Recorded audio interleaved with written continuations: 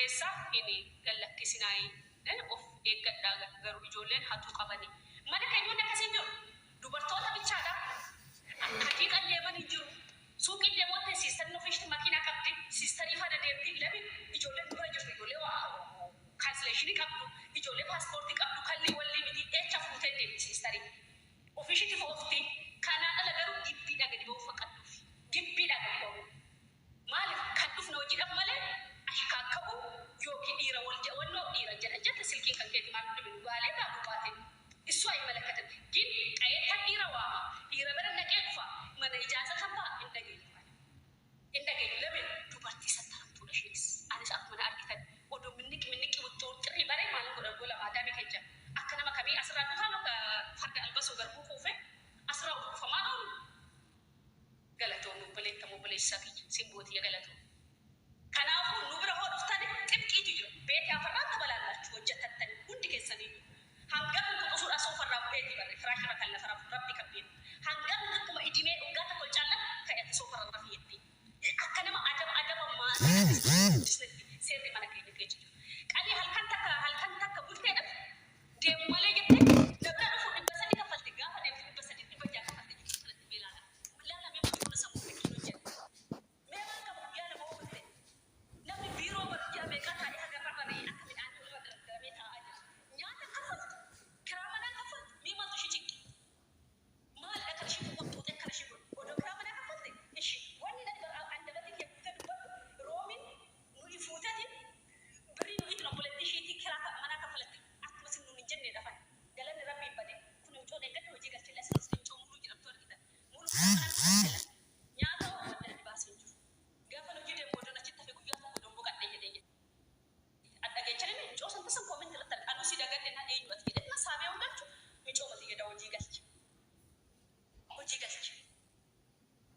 garuu isinoo bakka birii amma nan dhagaa duratti amma mucoon takka kunu mana masrii galte guyyaa shanii hojii galte damooza kee guyyaa shanii dhiisitoo paaspoortii sii kennadhe kaansileeshinii dhaan galte bara irraan hojjenne waraqata aduu 25 irraa maal roobii keessa bira dhufaan hanga kaansileeshinii nan dargee paaspoortii kee fudhatu malee si fuudhu jireenya haga galgalaa birii kaffalillee nuun jedhu kaffalla yoo kan guyyaa shanii sanillee dhiise jedheen dhiisna paaspoortii maal kan gaajee dhufnaa naan jedhan odoo narra deegaruu akkas miti mana maadaabitu sin galchine odoo maadaabin ayi isin irraa hojjechuu baatte paaspoortii ishii bira jiraate akka mucoo irratti sin jedhu san silkii tokko dawwallee maadaab kenneef kanaas kana biraa sii qayyaba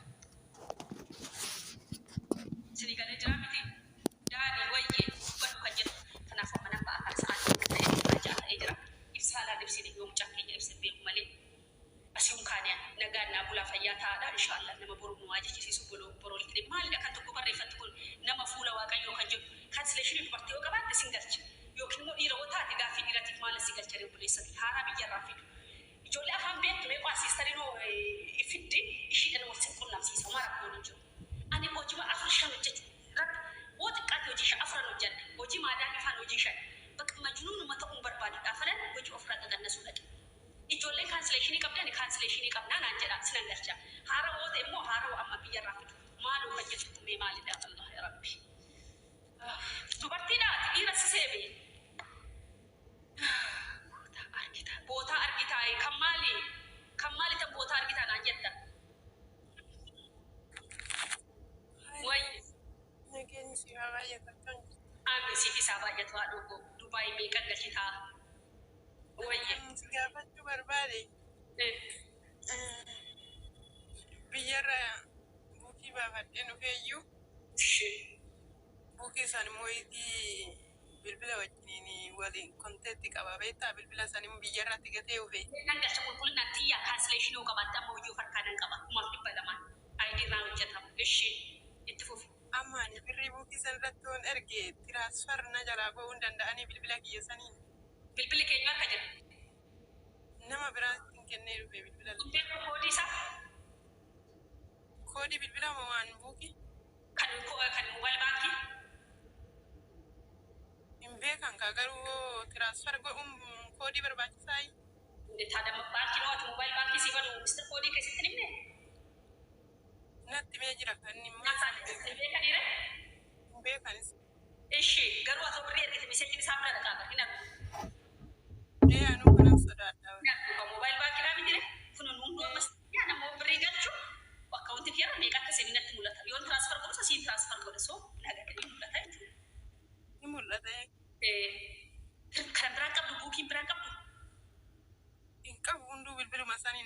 taatee jira iyyuu malee.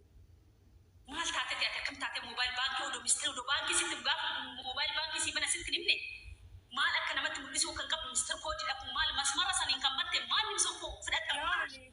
Ani ministeera koodii ni nimne bilbilatu nama harka jira malee. Maaliif kennitee siin jedhe biyya siin jammar moobaayil baankii taxaqqaabii ka'oosh masmara basilaa kan jiru maal achitti galtee dhufte maaf dhattee dhufte biyya kana. An akkasitti yaadne bannaa maal manqaama. Darsa jechuudha biyya kana darsa garaa gahu. Irratti erguu dhiisu. Asitti immoo birii maal gootaree erguu baatte immoo. Nama biraatti tan ergadde kaa. Amanamaadhaa namni sun. Obboleessa kiyya. Amanamaadha. Ani obboleecha amanamaadhaa qaba waan ta'eef akka obboleecha kiyyaa ta'e rakkoo qabu. Anama obboleecha kiyya tokko odoo birrii kudhan biraa qabaadde birrii lama barbaadu ta'e biraa du'ee qanneen malee birrii keessa hin tuqu. Ifoo rabbinatti ragaa. Du'ee qanneen dhufti malee bira. Haa kiyyaallee hin tuqu garuu hin tuqu anillee irratti akkas hin godha eega akkas ta'e. Yoo akka annama obboleecha kiyya amanu kanatti amantu ta'e gargar siin jedhe obboleecha kiyya. Ila yoo guyyaa lama birrii faa galchee tokko tokko waan nuti qo'ii galchee na bira ga'ee naan jedhee yookaan arge naan jedhaa miti yookaan mukaa manaatti illee haa ta'uu fuudhee miseejii na bira seenii jedha. Namni afaan namatti maami inni afaan natti ni iskiriishuut godhee naa erga akkaawunti isaati yoo rabbi kan beeku. Guyyaa inni booda maalii birrii kenna irraa fattee jecha kaa'uu naan jedha. La'asira amati waggaa kudhaniif namni waggaa kudha keessatti daqiiqa sa'aatiin ogguma takka illee jijjiiramu yoo rabbi natti ragaa. Amma dubbii gabaabaa tiraansfer godhuun hin danda'ama jechuudha naan duuba.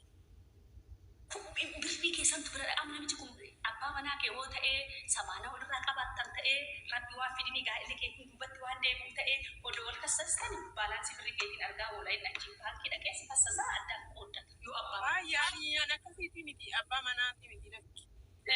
Akkasiiti miti. Maali daree namni kun akkami? Ani zim je'eeti simii namaaf kenni je'ee ani obboleettii kiyyaaf kenni je'ee itti kennee inni immoo harkatti qabate malee waan abbaa manaati miti. Maaliif harkatti qabatanii isaaf obboleettii tiyyatti kenneetteen? Inni yaa waan hin beeku bilbila natti hin kennine naan jette hin simii natti hin kennine naan jette hangaafsa simii baasetti simii kana ishiitti naa kenni je'ee. Yookiin waa'ee moobaayil baankii kana yoo beekuu baattan baafachuu dhiisu.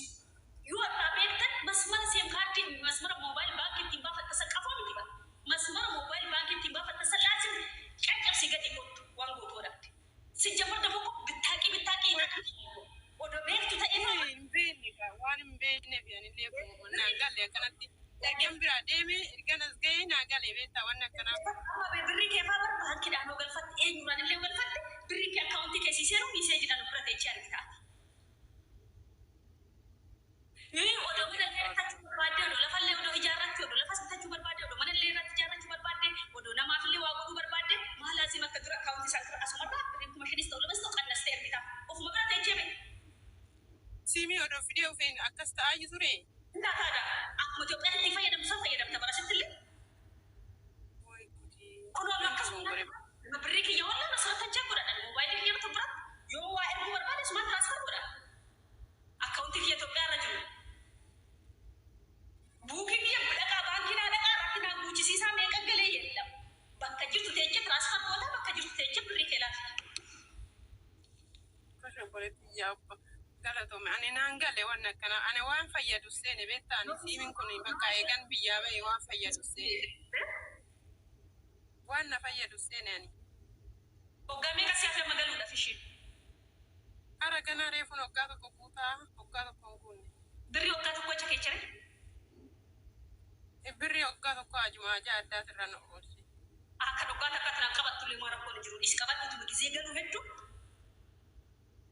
Galuun hedduu kaan hin galu. Buukuma kana ittiin galtuure silaa tikeetti kasii murumaa daabidha.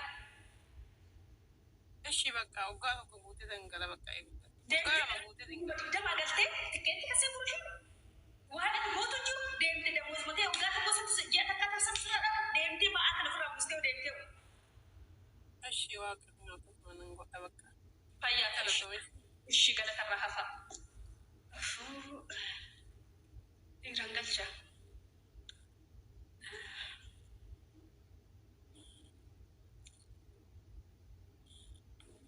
Galuun barbaadu. Ufi birrii biyyatti erguu barbaadu. Buukiin hin jiru. Kan qabdan nama harka jira. Moobaayil baankii bantu. Namatti masmara kennitanii dhuftu. maal maaf sin barbaachisne Mr. Koodii baankiin dhoksee isinii kennu sun ATM baasu Mr. Koodii baankiin dhoksee kun asi malee nama biraatti dhimmi isin jedhu salphaastanii kennitu. Yoo irraan beekne ta'e dura gaafuma baattamee qoradhaa mee waa'ee wannoo qoradhaa waa'ee ATM waa'ee moobaayil amma moobaayil baankii kun baala jedhama yoo itti beeku baatte yoo itti beektan immoo indeet hin dabni takka yoo itti beektamu nama de Yesuusi yoo itti beektamu galaagee kun akka dur abarratti birii galcha baankiin birii kiyya naa guutuu didee buukirratti naa guutuu didanii akkam ta'e yalla ala fuuldura ta'e argataba iraasish gaafolish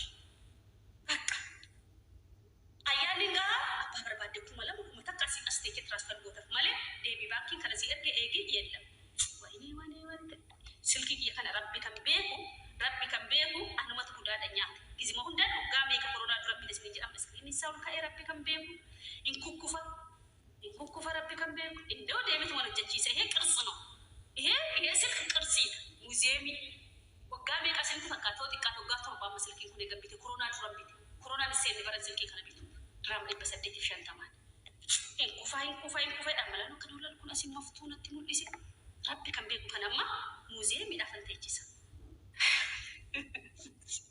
Nama si bitaa galatamu. Maashallaa tarii rakkaa cabee jechaa raba. Akkamii seera miiseejii siiniini asitti hin hojjetu miti laakki. Maaltu hojjenne kun dabarsaatu maaltu hojjenne buleecha kiyya. 850 ma'ee gizee 850 diraaman hawaawii waan naayin jedhamu warri bara sabbittan. Hawaawii waan naayin jedhamu. Asino kamera fa kas foto asifa kamera sa ulba wo foto kas be fi la fitanya o kamera war silki kana qabdan o gator bandura me kana ka internet malala kamera sa kana asino ulba ibba sadde fi shatta manan bite kuna ma kamera fi la fititi yo dubat galagar shitu mo inde biya kamera sa gadi ye walanya kamera da mon dezina akasit me britin no na firgi inshallah ya rabbi wa kay riski dun ta ken inshallah ndule na makenin no atasisu ndule na makenin no atasisu bena gas jole cancellation qabda jirtu romi nama hara fitu nama hara wafitu war cancellation simale tudu tisafatta mal najid ya rabbi haduma mana jira chura ko qabai miti romi go cancellation sikin rakko ni an hin qaba me kam bitere an para ogator badura bide akum bara sikin jira galata waqa kami naga ko je kam naga durant jamare ci wara sadre garo na argan durre ti bakale me mal da maga fasito